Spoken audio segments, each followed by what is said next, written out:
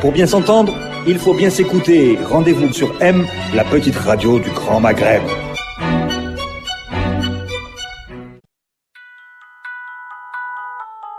Radio M, l'entretien. Amis auditeurs, bonjour. L'entretien reçoit aujourd'hui François Issa Touazi, président d'un think tank Cap MENA, Middle East North Africa, et partenaire d'un grand fonds d'investissement européen. François Issa Touazi, bonjour. Bonjour. Merci d'être sur Radio M.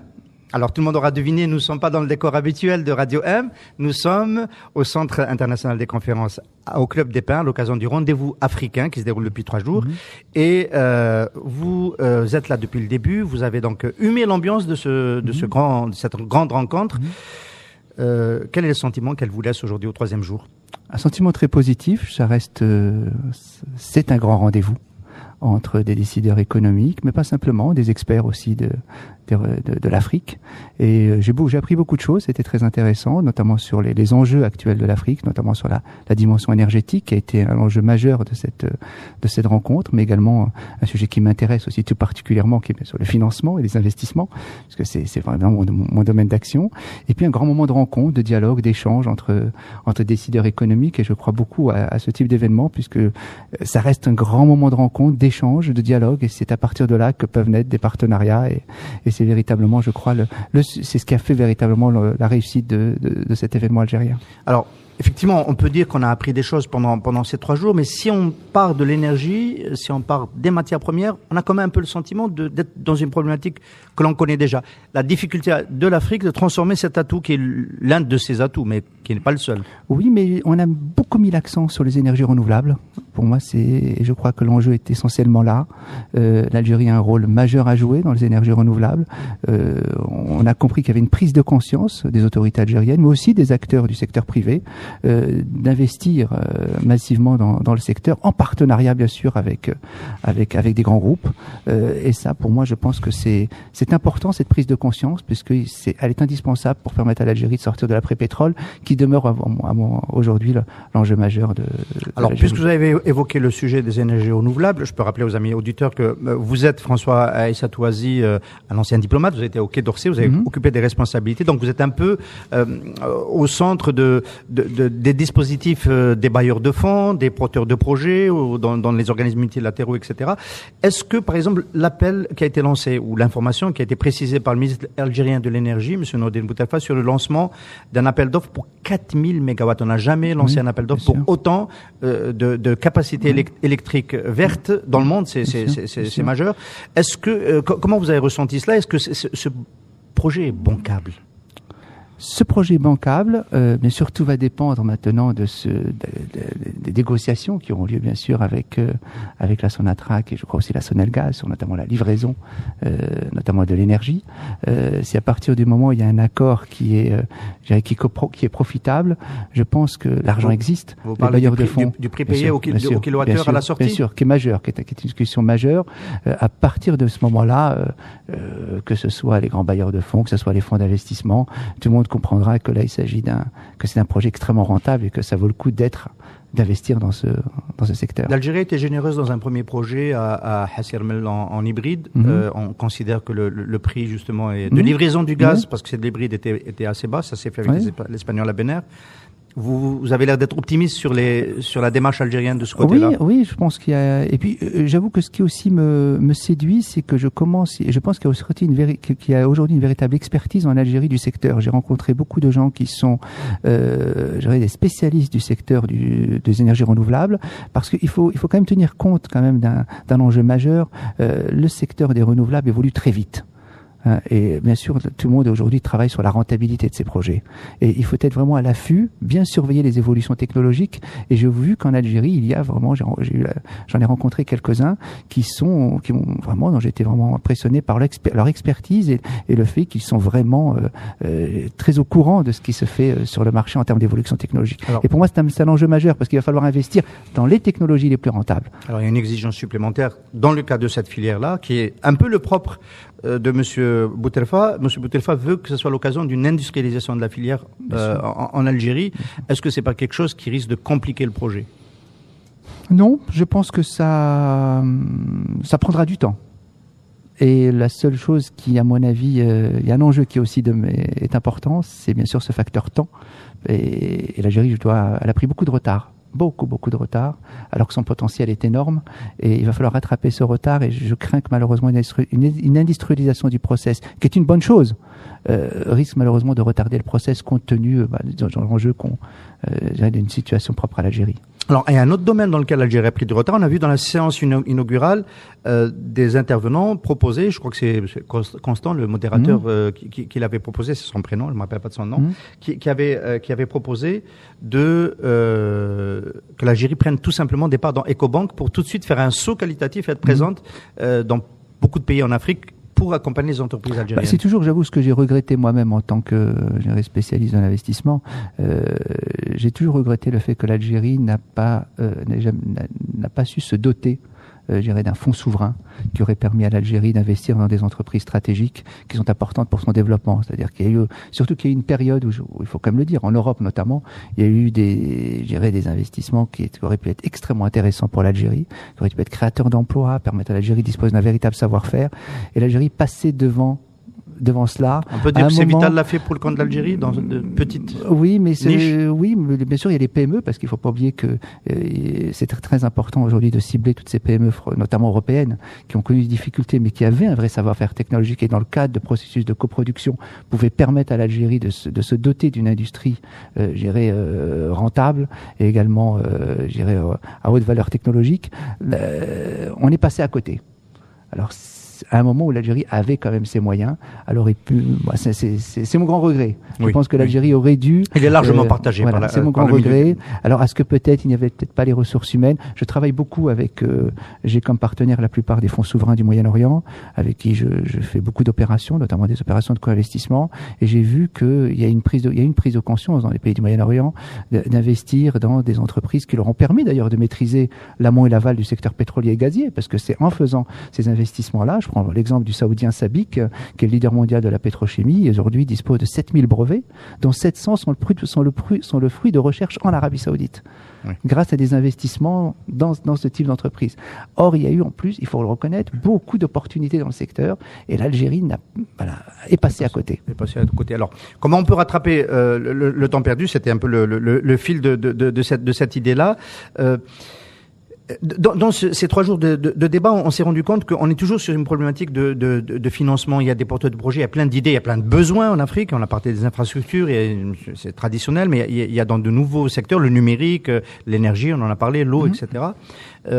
Est-ce qu'aujourd'hui, l'Europe, vous êtes donc partenaire d'un fonds d'investissement européen, est toujours le grand partenaire qui peut prendre la main aux porteurs de projets en Afrique et les faire développer leurs projets? Aujourd'hui, comme vous le savez, il y a une concurrence. Il y a bien sûr les Asiatiques qui sont de plus en plus présents sur l'Afrique.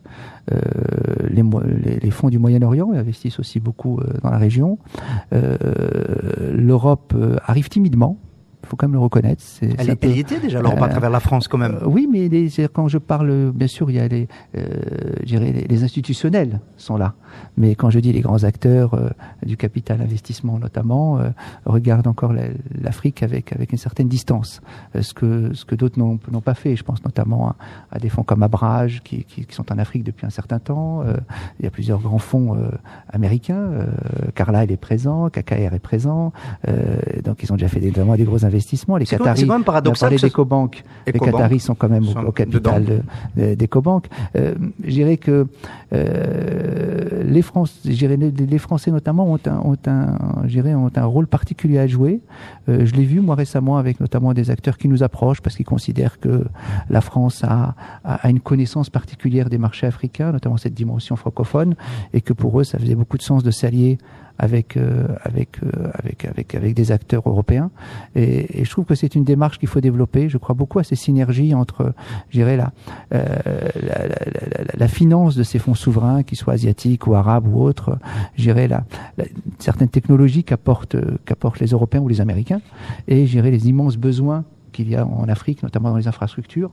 Et je pense qu'il y a aussi un enjeu majeur dans les prochaines années, c'est de faire en sorte, parce que malheureusement l'Afrique n'en a pas assez, c'est de développer des fonds sectoriels, des fonds de capital d'investissement spécialisés dans certains secteurs. Notamment, on va parler du numérique, qui est un enjeu majeur. Il n'y a pas suffisamment aujourd'hui de fonds qui aujourd'hui parient sur l'Afrique.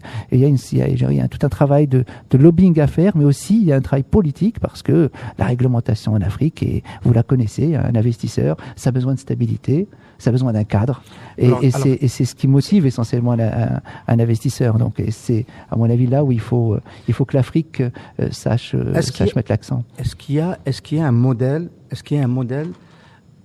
gagnant qui existe aujourd'hui, qui permettrait de booster, on va dire, l'essaimage de l'investissement et du commerce en Afrique? On a le modèle marocain, qui tourne très bien, qui est pensé à partir du Maroc. Aujourd'hui, par exemple, quand l'État algérien a récupéré 51% de Djezzy, on avait dit il y a une possibilité pour que l'Algérie et Wimpelcom aillent ensemble sur le marché africain pour essayer d'avoir des licences et développer la téléphonie, les nouvelles générations de téléphonie. En Afrique, ça s'est pas fait encore. Est-ce que c'est un modèle possible? Est-ce que les fonds d'investissement peuvent soutenir ce type de filière? Oui, bien sûr. Les fonds d'investissement, vous savez, les fonds d'investissement sont opportunistes par nature. Ce qu'ils recherchent, les fonds d'investissement, c'est de la rentabilité. Ils font pas de l'humanitaire, les fonds d'investissement. Ils sont là pour de la rentabilité. Ils n'ont pas d'enjeu politique derrière. Donc, à partir du moment où vous leur offrez des investissements qui sont rentables, un fonds d'investissement, ça répond. Et je dirais que c'est ce qu'il faut aujourd'hui, c'est que l'Algérie, notamment les grands acteurs économiques algériens, va mettre l'accent sur. Moi, j'ai regretté, par exemple, que l'Algérie alors, je trouvais que l'idée très noble d'annuler les dettes des pays africains et que l'Algérie reste quand même un géant politique en Afrique. Mais je pense que l'Algérie aurait peut-être dû négocier une reconversion de ces dettes en equity, une partie du moins, qui aurait permis à l'Algérie d'être présente dans certains pays, notamment dans certains secteurs. Ça, c'est un autre sujet. Mais on peut rappeler que les bailleurs ce que font d'autres, les créanciers de l'Algérie dans les années 90 avaient fait cela, l'Espagne, l'Italie. Et ça aurait, je pense, ça aurait servi les pays africains aussi, parce que je pense que l'Algérie aurait pu, comme ça, promouvoir ses entreprises, qui aurait pu aller en Afrique, s'implanter en Afrique, profiter de ses reconversion et apporter un savoir-faire algérien qui existe dans certains secteurs. Alors, on a un peu senti en toile de fond un petit peu l'ombre d'un géant sur le continent dont on n'a peut-être pas suffisamment parlé dans ce rendez-vous d'Alger, c'est évidemment la Chine, acteur émergent sur le continent. Il y a un modèle de financement chinois qui s'est mis un peu en place et que l'Algérie est en train d'importer dans le cadre de l'infrastructure port-centre à Chechel. Est-ce que ce modèle quelle est la part qu'il peut occuper dans le rattrapage des infrastructures en Afrique? Des partenariats autour d'un équipement qui sont financés par celui qui réalise l'équipement, c'est-à-dire en général une entreprise chinoise. Je pense que là, il y a quand même... la Chine, ça fait quand même maintenant longtemps qu'elle est en Algérie. Il y a des relations très fortes entre l'Algérie et la Chine. Tout le monde le sait au niveau politique. Je pense que les Chinois ont parié sur l'Algérie, notamment pendant le cadre de leur développement africain. Mais il n'y a pas assez d'investissements directs chinois en Algérie. Oui, on a la France reste quand même en tête en termes de capital accumulé. Et j'avoue que c'est là que je pense qu'il y a un gap entre... que l'Algérie ne fait pas suffisamment le forcing au niveau des Chinois, parce que on leur donne beaucoup de contrats, mais de l'autre côté, je pense que les Chinois n'investissent pas suffisamment. En termes de prise de risque, il n'y a pas suffisamment de prise de risque.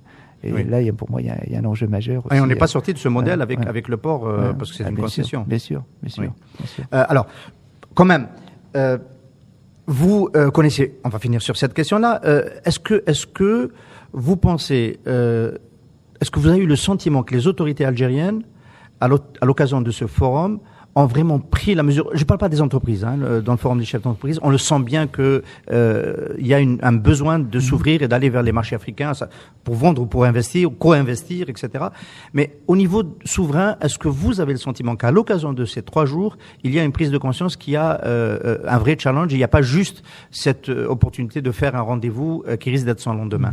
Bien avant, moi je dirais pas que cette prise de conscience a été prise il y a longtemps. Je pense que la chute des prix du baril provoqué cette prise de conscience, et que tout le monde est aujourd'hui dans cette diversification. Les autorités algériennes ont compris qu'aujourd'hui elles devaient très vite sortir de l'après-pétrole, qu'elles devaient lancer cette prise, cette nouvelle stratégie de diversification.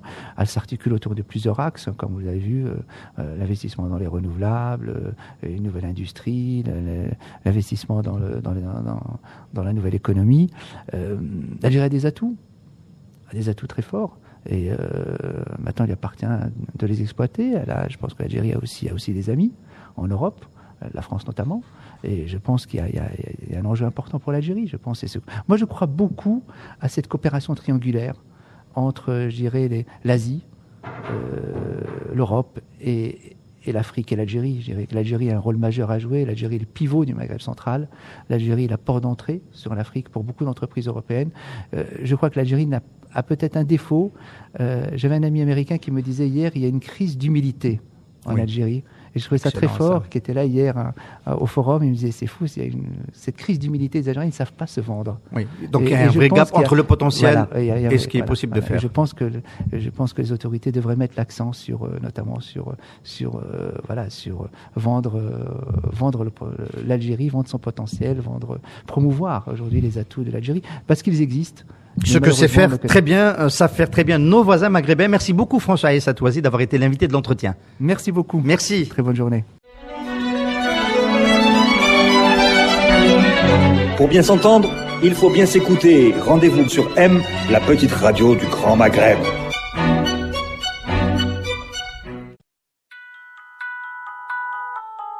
Radio M, l'entretien.